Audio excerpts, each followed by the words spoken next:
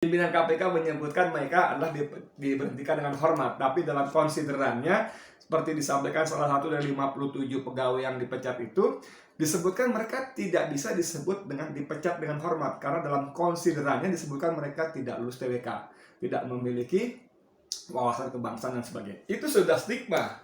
Mereka tidak punya wawasan kebangsaan, itu stigma, dan itu stigma yang buruk, saudara. Jadi tidak tepat apabila disebut dipecat dengan hormat.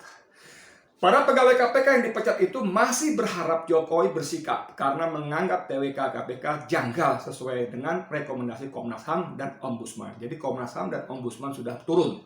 Ombudsman menemukan adanya maladministrasi, kesalahan administrasi yang sangat serius.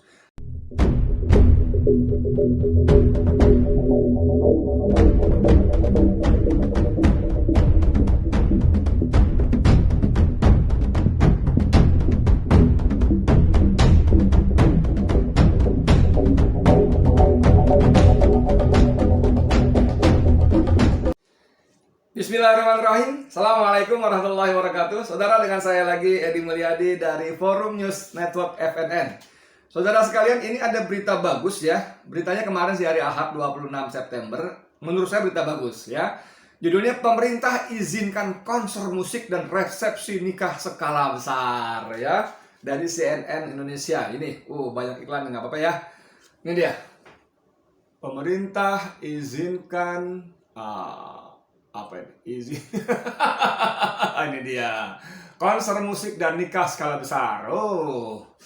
Dan resepsi nikah skala besar ya. Ini beritanya. Pemerintah mengizinkan penyelenggaraan kegiatan berskala besar seperti resepsi pernikahan, pesta, festival, konferensi, hingga konser musik meski pandemi COVID-19 belum usai. Menarik ya. Izin akan diberikan asal protokol kesehatan dipatuhi. Yes, nggak masalah ya. Tapi yang penting izin diberikan.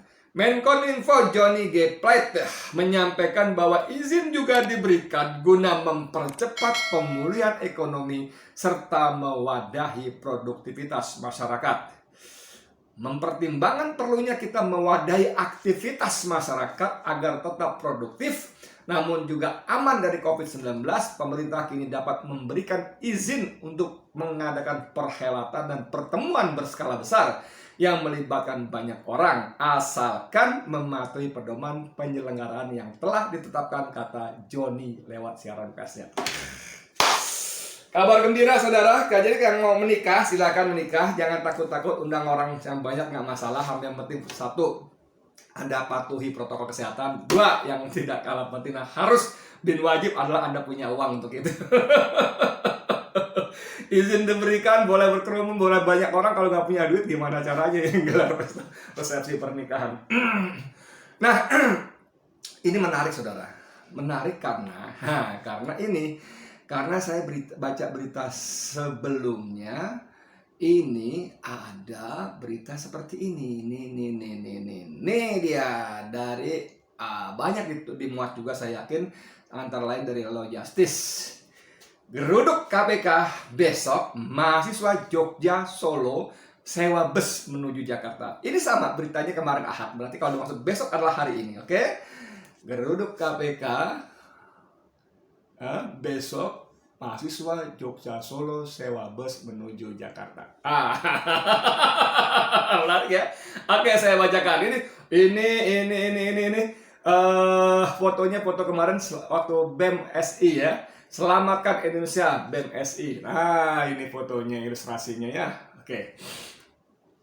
Puluhan mahasiswa dari Yogyakarta dan Solo, Jawa Tengah berangkat ke Jakarta untuk mengikuti aksi unjuk bersama Badan Eksekutif Mahasiswa Seluruh Indonesia atau BEM SI di Gedung Merah Putih KPK pada Senin 27 hari ini. Oke. Rombongan mahasiswa Universitas Negeri Yogyakarta, Universitas 11 Maret atau UNS, dan Stikes Surya Global Yogyakarta SSG berangkat pada Ahad 26 September menggunakan bus. Ini UNY berangkat bareng SSG dan UNS. 86 orang yang naik bus menuju Jakarta. Kata Ketua BEM UNY, Mutawakil Hidayatullah. Oh, namanya dahsyat, Mutawakil Hidayatullah. Ia menjelaskan setidaknya ada 2 bus yang akan mengangkut rombongan dari Jawa Tengah. Mereka mencarter bus tersebut dengan menggunakan dana yang dikumpulkan dengan patungan antar mahasiswa. Mutawakil menjelaskan bahwa pihaknya saat ini sedang dalam perjalanan menuju Solo untuk menjemput rombongan dari UNS. Berarti Mutawakil dari Jogja ke Solo dulu. Nanti malam sekitar pukul 18.30 baru bus tersebut berangkat ke Jakarta. Kemarin ya, ba'da maghrib sekitar itu ya. Mungkin mereka sekalian sholat jamak qashar ya, maghrib gabung dengan isya, lalu mereka berangkat. Nggak tahu mereka makan malam dulu apa enggak. Mahasiswa gitu kan militan itu, bahkan untuk sewa bus saja mereka patungan. Dasar memang mahasiswa itu selalu di depan dalam arus perubahan. Dasar. Kami tidak menginap, hanya singgah sesaat saja nanti di UNJ, Universitas Nasional Negeri Jakarta maksud saya. Untuk persiapan aksi, setelah usai aksi kami langsung kembali ke Jogja atau ke Solo.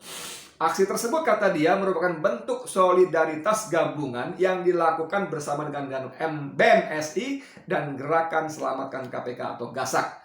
Sebagiannya sudah di Jakarta, tandas dia. Ya, ini sedikit flashback sedikit.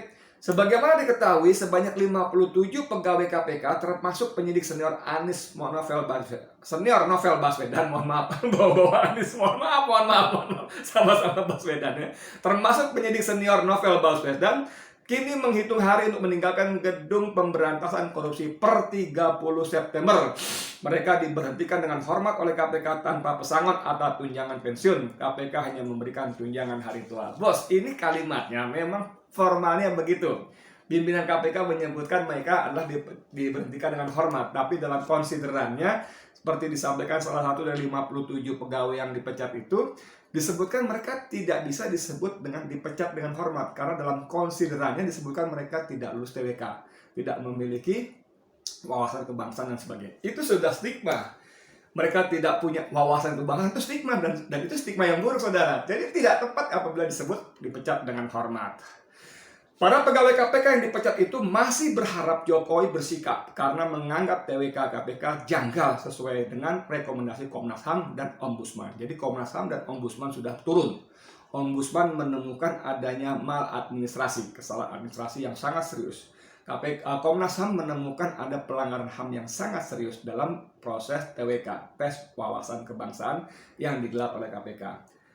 Namun dua lembaga ini sampai sekarang belum diterima Jokowi untuk dimintai pendapatnya. Mereka baru bertemu Menko Polhukam Mahfud MD dan Sekretaris Negara Pratikno.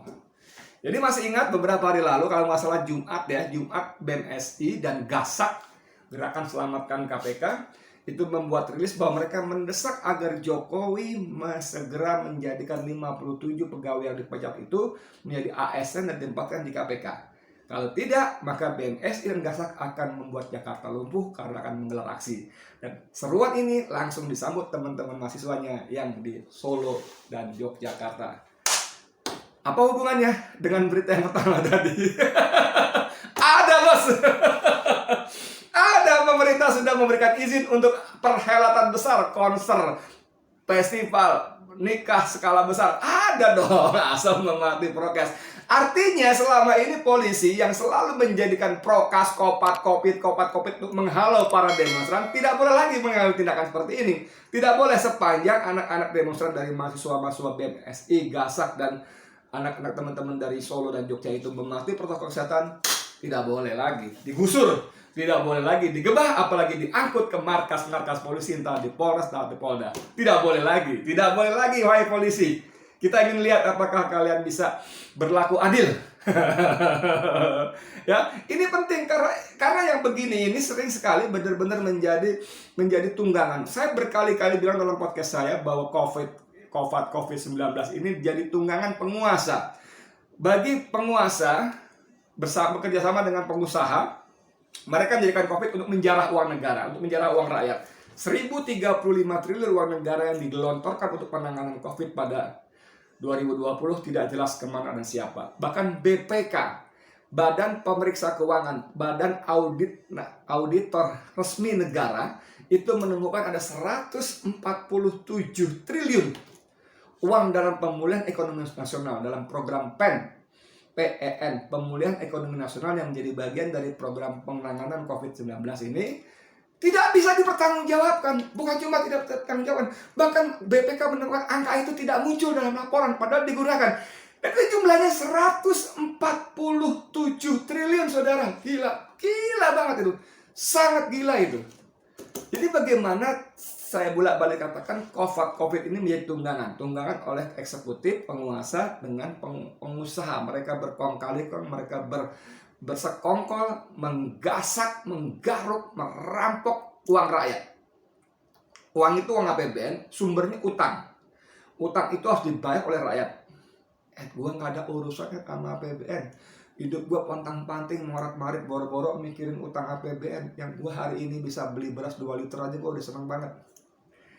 Teman-teman suka begitu kan, bilang, memang kalian memang tidak langsung iuran, yuk bayar 1.000, 5.000 buat bertak. Enggak. Tapi uang kalian dirogoh oleh negara. Dengan cara apa? Setiap transaksi yang kalian lakukan, kalian bayar pajak. Bayar pajak kan cuma setahun sekali ya. STNK, motor, mobil. Iya, itu iya. Tapi waktu kalian naik motor mampir ke pom bensin, beli premium atau pertalite, sekarang premium udah hampir nggak ada. Apalah udah nggak ada ya. Dengan pertalite 3 liter, 5 liter, itu ada pajaknya. Pajaknya disedot oleh negara. Bahkan nggak usah yang makan di kedai-kedai franchise ya. Mohon maaf saya sebut nama, KFC, apalagi itu McD, apalagi yang begitu ya, nggak usah. Itu udah jelas lah, ada PPN, ada PPN ya Pak, pajak pertambahan 10% ya. Bahkan kalian beli gula di pasar, garam di pasar, semuanya itu ada pajaknya, dan pengusaha membayar pajak itu, tapi dengan cara mengambil uang kita untuk membayar pajak. Jadi kita begitu banyak membayar pajak. Apapun aktivitas kita, mohon maaf lagi, cuma kentut dan buang ludah saja yang belum dipajaki di negeri ini. Dan uang itu dikumpulkan kemudian digunakan untuk katanya tadi menanggulangi COVID yang tidak jelas kepada siapa diberikan. Kenapa itu diberikan? Berapa banyak? Kenapa dia yang dikasih si ini enggak? Lalu dibelikan alat apa? Misalnya alat vaksin lah, atau masker lah, atau apa. Kita nggak bisa bertanya kenapa dia yang dapat, si ini enggak. Kenapa ini dapat sekian juta unit? Kenapa harganya sekian rupiah padahal harga di tempatnya bisa lebih murah? Nggak ada yang bisa bertanya. Dan itu penjarahan COVID. Ditunggangi oleh penguasa dan pengusaha. Kemudian oleh penguasa juga dengan memanfaatkan aparat keamanan menunggangi COVID tadi untuk mencegah terjadinya aksi-aksi demonstrasi. Jangankan demonstrasi, sekedar datang ke Pengadilan Negeri Jakarta Timur untuk memberikan dukungan moral kepada Habib Rizik Syihab dalam menghadapi sidang-sidang yang penuh dengan rekayasa, penuh dengan tipu daya, penuh dengan pemaksaan argumen itu pun, para pendukungnya, para pecintanya pun diusir, bahkan dibawa ke markas Polres. Dengan dalih apa? Dengan dalih kerumunan. Jadi luar biasa sekali kerumunan ini, COVID ini. Dan ini yang membuat penguasa sekarang relatif bisa bertahan karena hal seperti ini. Tiba-tiba Joni Plate tadi mengatakan bahwa pemerintah mengizinkan. Dasar bos, dasar. Pemerintah izinkan konser musik dan resepsi nikah skala besar. Saya baca lagi. Waktu perangkat pertama saja. Pemerintah mengizinkan penyelenggaraan kegiatan berskala besar seperti resepsi pernikahan, pesta, festival, konferensi, hingga konser musik meski pandemi COVID-19 belum usai. Selamat anak-anakku mahasiswa dari BMSI dan UNY, apalagi tadi Stikes tadi ya, pokoknya dari Jogja dan Solo, dari BMSI dan teman-teman dari Gasak, Gerakan Selamatkan KPK. Kita mau lihat hari ini bagaimana langsung aksi yang kalian lakukan. Ini saya buat jam 8.30, jadi belum dapat perkembangan. Mungkin nanti agak telat tayang, baru ada update beritanya. Nah, kita coba lihat lah ya. Oke, gitu terus. Mudah-mudahan Allah meridhoi dan menolong perjuangan kita untuk menegakkan kebenaran, menghancurkan kezaliman. Insya Allah, amin. Saya Edi Mulyadi untuk FNN. Assalamualaikum warahmatullahi wabarakatuh.